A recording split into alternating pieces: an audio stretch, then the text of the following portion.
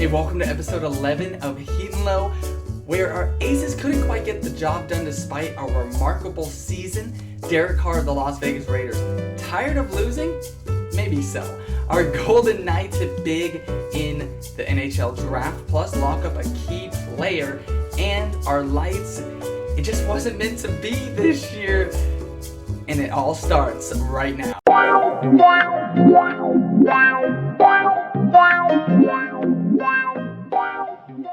So gotta give a round of applause to our Las Vegas Aces.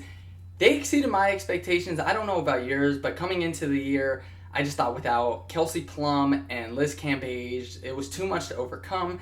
And I thought maybe the Aces were going to be sitting in the middle of the pack. I know they still, obviously, Asia Wilson is coming into her own.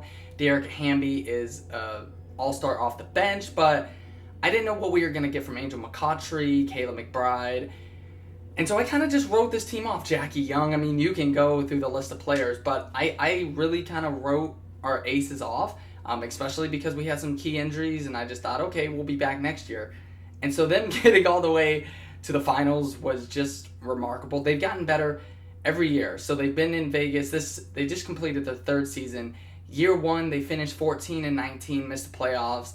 Last year, they finished 21-13. You got to take into account, obviously, this was a shortened season. But last year, 21-13, they finished as the fourth seed, got to the conference finals, lost to the eventual champs, Washington Mystics. And then this year, first seed, finished 18-4. Asia Wilson, MVP. Derek Hamby, 6th Woman of the Year. And they just met an overpowered Seattle team who won their fourth championship. Sue Bird, the veteran, that's her fourth championship. Brianna Stewart's second. She was named Finals MVP for the second time. And it was just too much. Obviously, the Aces lost Derek Hamby, which was huge. So really, all the pressure was on Asia Wilson, and she delivered. And in games 1 and 2, Angel McCoughtry was up there in points. Kayla McBride had some, but I just think between the two, UConn Huskies, former UConn Huskies, Brianna Stewart and Sue Bird, they were too much. They're lethal. Game 1, Brianna Stewart had 37 points. I mean, they can just score at will, and they displayed that. And congratulations to them. They swept, obviously, the semifinals and then the finals. Game 3 was won by 33 points, which was the largest margin of victory in WNBA history.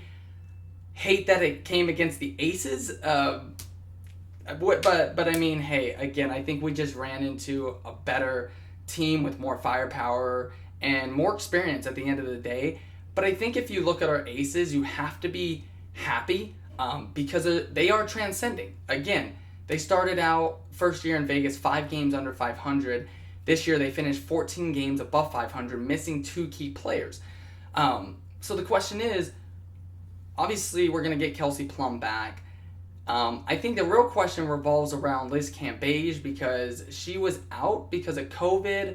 And then she's from Australia, so she signed with an Australian team, which I kind of looked at as like wary of like, wait a minute. So you're not going to play for your U.S. team because of COVID, and respectively so, we respect your decision, but then you're going to go sign with a team in your hometown. Like, I mean, COVID is it's all over the world. It's not just here in North America. And so it was a little shot in the face, I'd say, for the Aces, but we'll see if she's willing to come back. I think if she is and able to kind of play the way she's been playing, and if you have Asia Wilson playing the way she's playing, we can keep a core group together.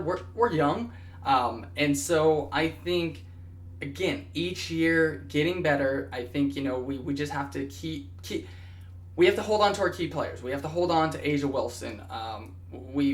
Jackie Young is a rising star. Erica Hamby.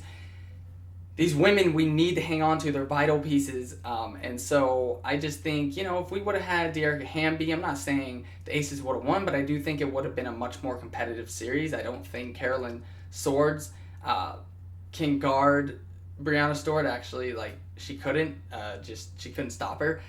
I mean, Brianna Stewart is a monster. She's a beast, so it makes sense. But I think all in all, tremendous season from our aces, and I can't wait to see what happens in the future. I mean, again, a remarkable season. Asia Wilson, MVP, much well deserved. And, again, it can't all be on her. And so, she needs some help. And so we'll see what happens in the off season through the draft, and I'll continue to keep you updated. But again, certainly exceeded my expectations. Bill Lambert, you've done an amazing job throughout your first 3 years. It takes time to build championship pedigree. The fact that we've gotten to the championship within the first 3 years. Now we are the second. The Aces are the second team to make it to the championship round and fail to win. Golden Knights obviously did it their inaugural season and lost, and now the Aces are the second team to make it to the championship now, and obviously not capitalize on it. So we're still awaiting that first championship. Hopefully though, it comes pretty soon. I love what I see from the Aces, and ladies, actually, to do it in a bubble. Can't wait for you to get back home and play in front of a crowd. But again, just congratulations. So now our Las Vegas Raiders, they have been struggling. They dropped their second consecutive game, actually fall to 0-2 against the AFC East after taking a 16-point beating from Cam and the Patriots, and then a 7-point loss to the Buffalo Bills, who now improved to 4-0. I've been telling people they are a dangerous team to watch. Josh Allen, we'll see. He shows promise, but really just Stephon Diggs, all the weapons that they have. Buffalo is not a team to play with, and so Derek Carr finished with 311 yards, 2 touchdowns. It was his second game with 300 plus yards, and after the game, he said he's sick of losing. And you might be saying, wait, you've only lost 2 games. How are you sick of losing? Well, his individual record since he's come into the league in 2014 is 41-57, and the Raiders haven't had a winning season since 2016, where they finished second in the division behind the Chiefs, actually with the same record of 12-4. That was a breakout year for Derek Carr. I remember watching that year, and I was like, man, this kid is going to be special. Ever since then, and that was like his second year into the league, I was like, okay, he's getting familiarized with everything. He's starting to come into his own. Ever since then, he's kind of been struggling. That's why I have said from the beginning, I think this is a make it or break it year for him. He's got the pieces. He's got Josh Jacobs in the backfield. He's got Henry Ruggs, Nelson Aguilar, Jason Witten. He's got all the key pieces that he needs. It's time for him to put it together. This is his second year with John Gruden, and so things should start. It's your 6th year in the league. You should have shown something by now. So hopefully he can. Obviously we still gotta. I remember I told you they got off to a brutal start schedule wise. I predicted they were gonna go 1-5. They're sitting 2-2 right now. Have a date with the Kansas City Chiefs this Sunday, and so that should be interesting. But yeah, they've allowed 30 plus points, the defense, in 3 of the 4 games this year. The only game that they didn't was their debut game at Allegiant Stadium, Monday Night Football against New Orleans Saints. But the defense needs to get better. Josh Jacobs, surprisingly, hasn't had a rushing touchdown since week 1, where he had 3 of them. I think that is a huge factor, because I think if you need to be able to get the running game going, that's vital in any, I feel, championship team. And so I think they got to get him back on track, get him into the end zone, and that'll probably open up some things for Derek Carr, in my opinion. So that's going to be, just kind of get Josh Jacobs back involved, get him into the end zone, and I think things will open up from there. But I feel you, Derek Carr, and I feel like he's saying that because he knows the pressure's on him. Like, I need to prove myself, otherwise the Raiders might be looking at a potential next quarterback. Obviously, they're not going to be bad enough to get Trevor Lawrence, but there's some quarterbacks out there that the Raiders might be looking at, like, all right, Carr, you got this season to perform. And the Raiders might already be scouting for quarterbacks, just in case, Derek Carr has another off year. I do think this is going to determine a lot. If they don't finish, uh, I don't know. If they don't finish above 500, or like I said, I predict them to go 10-6. I feel like if they're 8-8 or worse, I feel like it's going to be time to move on from Derek Carr. But we'll see what happens. In other news regarding the Raiders, COVID has hit. It's hit many teams, and it's actually hit defensive tackle Maurice Hurst. He was put now on the COVID list. It affected 2 players, although the Raiders did not disclose the other player. So we know that. We see how COVID has affected the league in general. The Titans have had to reschedule their matchup against the Steelers. And I also saw that their game this weekend might be pushed to a Monday or Tuesday, depending. Cam Newton obviously got it. Stephen Gilmore, after they played the Chiefs, tested positive. So that's going to be interesting with the Raiders going to play the Chiefs. Is anybody on the Chiefs staff tested positive? We knew this was going to be a concern. It just seems like every day it's coming out that this person has COVID, this person. Again, not surprising to me just because of how much contact is in football.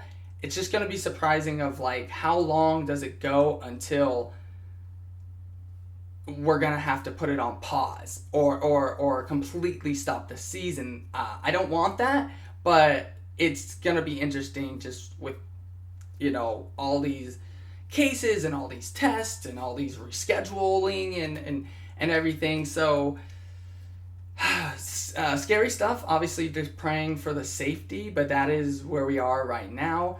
And again, looking forward to the matchup against the Chiefs in Arrowhead, going against Pat Mahomes. Derek Carr, this is your opportunity to kind of show battle against Mahomes. Get Josh Jacobs the ball. That's a big key, and we'll see if the Raiders, after dropping their last 2, we'll see if they can bounce back. So our Golden Knights, shortly after the successful season, although many could argue that, hey, maybe they should have went all the way to the Stanley Cup. Maybe they should have won the Stanley Cup. Hey, woulda, coulda, shoulda. They didn't do it this year. It's unfortunate. But however, they are moving forward with the draft, and the draft actually was on Tuesday, with this whole weird year that we're in. And they had the 29th pick. They picked Brendan Brisson from the Chicago Steel. Now, it's just funny because Chicago we seems like we make all our trades, all our acquisitions with the Chicago Blackhawks. There's something about the Golden Knights. Somebody in the Golden Knights organization loves Chicago. Must be from Chicago. I got to do some research. What's up with this Chicago obsession? But anyway, Brendan Brisson, yes, again, he's played in the United States Hockey League. He's had this last year 24 goals, 35 assists, and his dad, actually, his name is Pat. He is an agent for NHL players including Sidney Crosby, John Tavares, Nathan McKinnon, and as well as Golden Knights players Jonathan Marchessault, my guy, and Nicholas Waugh. So his dad has some familiarity with the Golden Knights organization, and Brisson himself actually skates with one of the Golden Knights regularly, Alec Martinez. So I mean, it kind of just he's prepped. He's kind of a baby Golden Knight already, which is awesome to hear. So that is who they picked. Again, they picked some other players in the draft as well, but I just wanted to highlight who they got with their first pick, and we'll have to see how he shapes out. Hopefully he can add some stuff, and I'm excited for next season. The commissioner, I believe, has said that he wants to try and start the season January 1st, 2021, so not too much longer. We're in early October, so about a little under 3 months from the start of the 2021 season. We'll have to see. And, somebody is locked up until 2025, and it is official. It is goaltender Robin Lehner. It was announced last month that him and the Golden Knights had a handshake deal. Um, Leonard denied it, and so it was like, okay, speculation, a handshake deal for 5 years. Well, now it's official. He has signed a 5-year contract extension with our Golden Knights. Awesome to hear. He's 29 years old. I know the big question is, okay, what happens with Fleury?